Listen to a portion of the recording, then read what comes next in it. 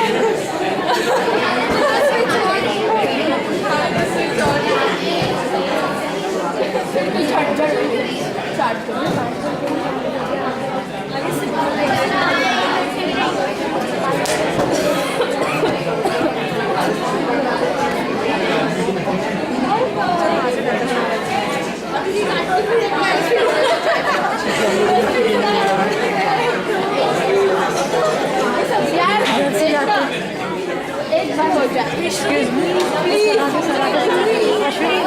Sir, आ गए.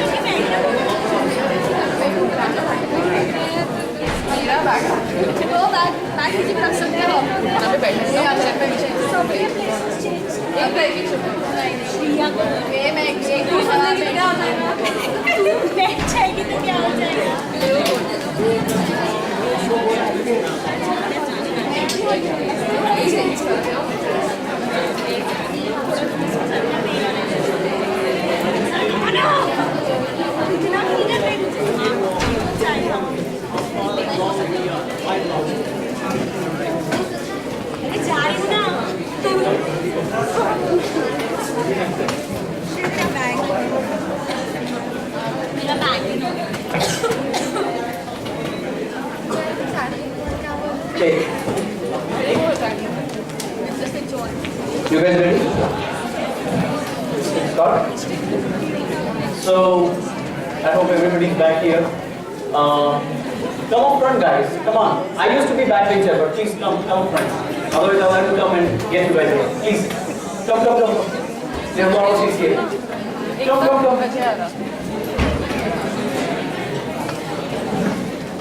So before I start, I graduated from this digital engineering back in 1995. Probably most of you were not even born during that time. And, we'll talk about the blockchain, but I hope since morning you guys have been talking about blockchain. Please come. Don't worry, this is my college, so I know every nook and corner of this college. You can't hide. Come here, there are seats. Please come, because I'm going to make this interactive, right? I'm not going to teach you blockchain anymore.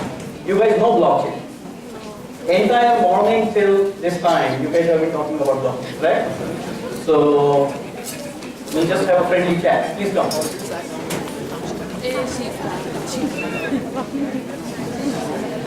Okay. So most of my financial industry, mostly in wealth management space.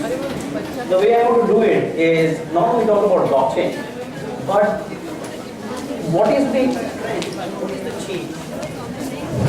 There is a big change, or trend is changing from how it used to be when I graduated and started working, from now how you guys look at it, like how the entire human needs are changing, right? Which is initially, now we want everything instantly. Now we want everything done ourselves. Now we want done it now, peer to peer. That's why payment options and other stuff. So why blockchain? What's so great about it? Now I'm going to ask a lot of questions to you guys, because you guys have to educate me. I'm not pro in blockchain. Okay? So let's.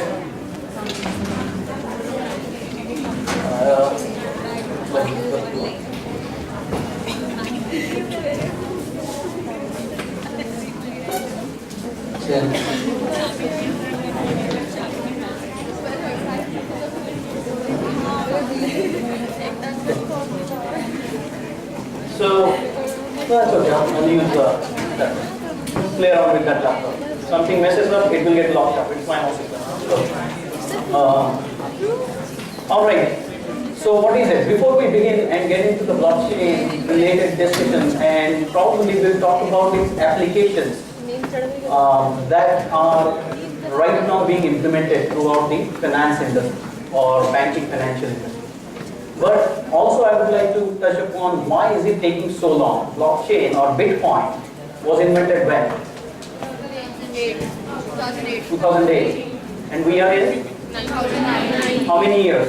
11. 11 years. Technology we say changes day by day. Why 11 years? Blockchain is still not there. So why do you think? Think about it. Why it's not there and why we are talking about blockchain now. Okay? So we'll take certain examples, but let's first touch upon where the industry is going, right? It's an age of empowered customer. Customer is king. Customer want to do everything. You want to go online, do things. You want to do your banking transaction. You want to invest your money. You want to trade individual. Everybody want to do it themselves. You don't need brokers in between. You don't need agencies in between. You don't need intermediaries in between. You want to buy your insurance. You want to buy your stocks. You want to buy everything. Think about it, right? So customer is in charge. That's number one. The second, we have so many digital propositions. Look at how industry is changing, technology is changing. So if you look at Uber, what did Uber do? What was Uber supposed to do? Uber, Ola. What was it supposed to do? What did it do? Pick up and drop. It changed the whole taxi industry. Correct? It's an aggregator. But what was its job? Its job initially was the way Uber started, because Uber was the first one to come up with, is peer-to-peer.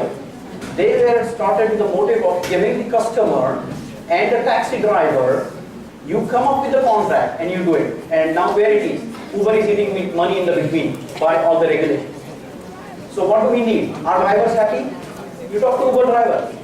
It takes 1 week for them to get paid. You take a ride today, after 1 week they get money. And that's also not full money that you actually pay. Partial money. So what is happening? Uber is getting rich. Driver and customers are getting penalized.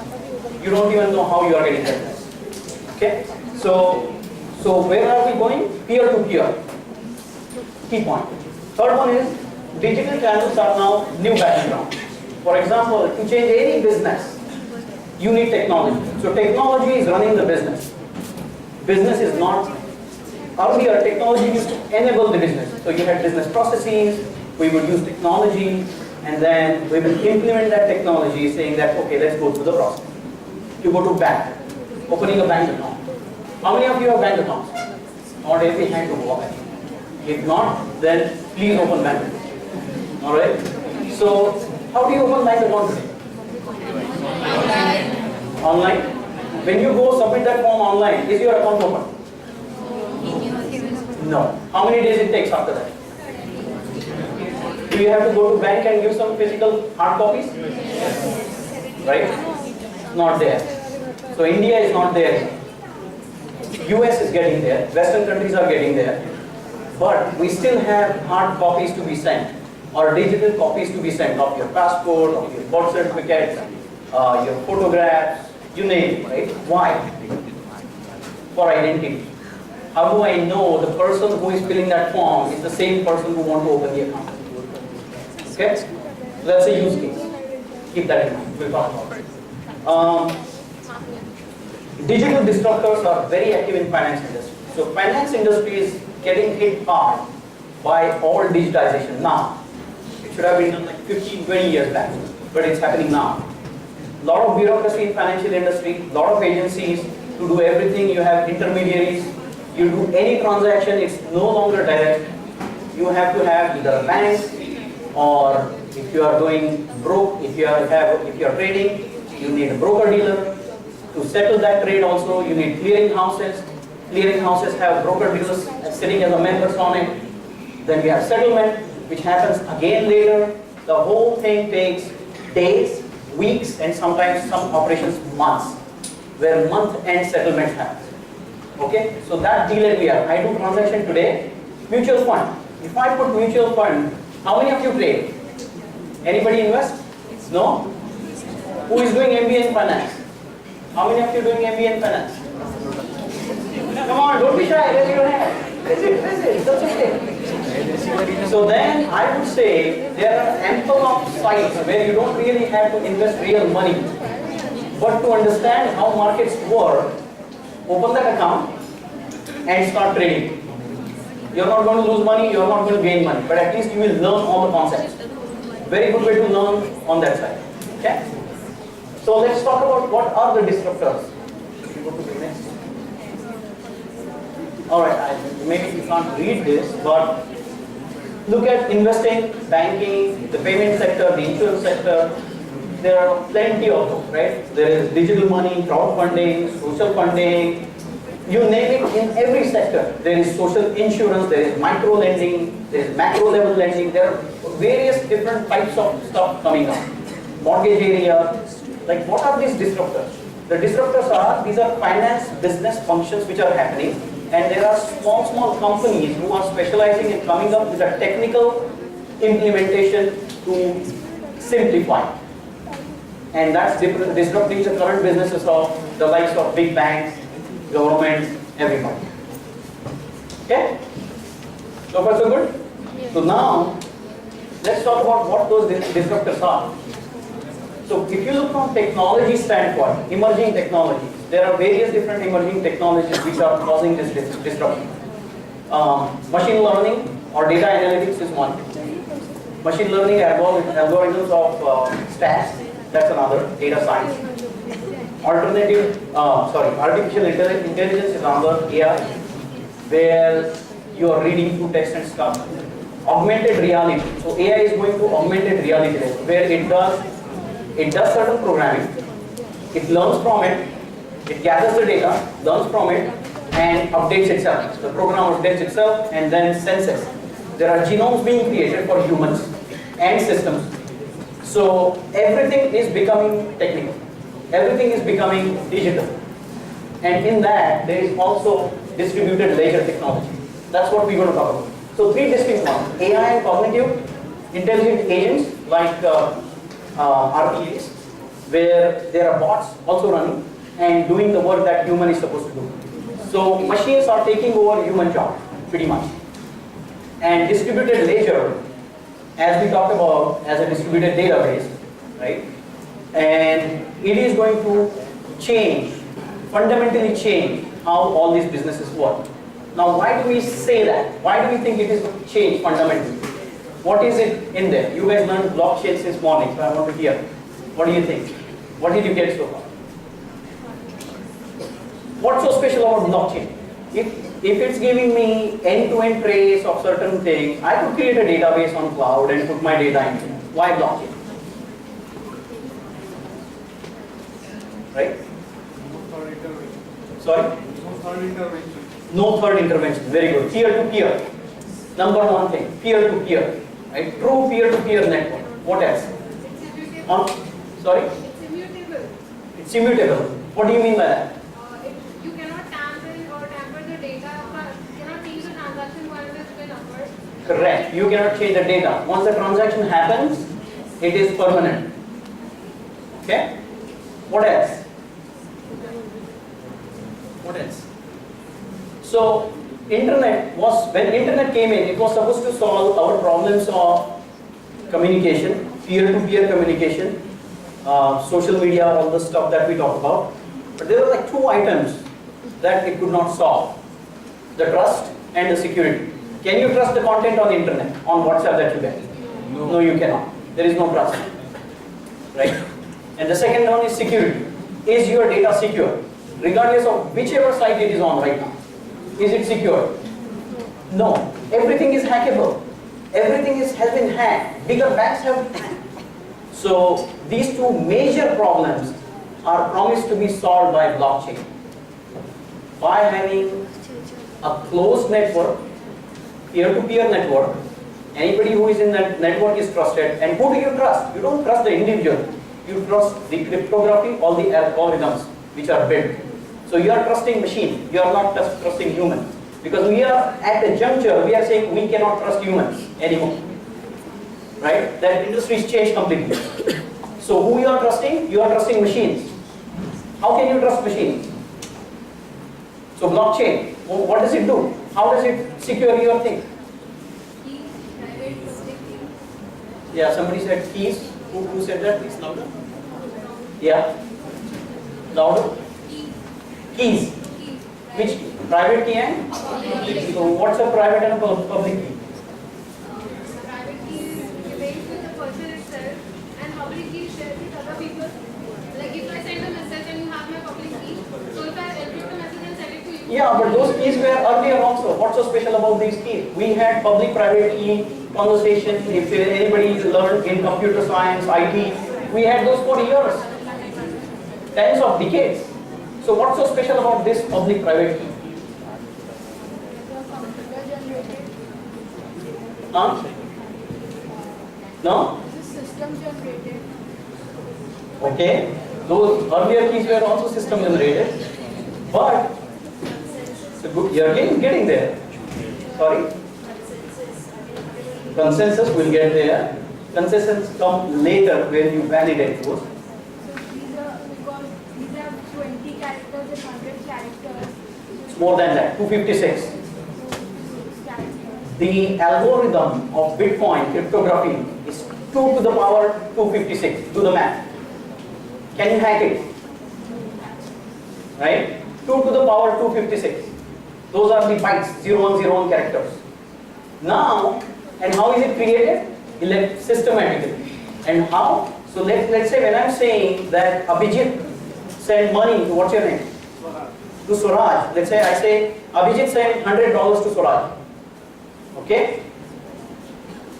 I get a key. But I say Swaraj got $100 from Abhijit. Key change. Completely. Action is same. Okay? So when you talk about block, you have these instructions in there. But I can say Abhijit gave $100 to Swaraj once. He is created. Let's say. Okay? I put that in a block. I lock it. Because now you cannot change this block. Second time I again say Abhijit gave $100 to Swaraj. Do I get the same key? You do.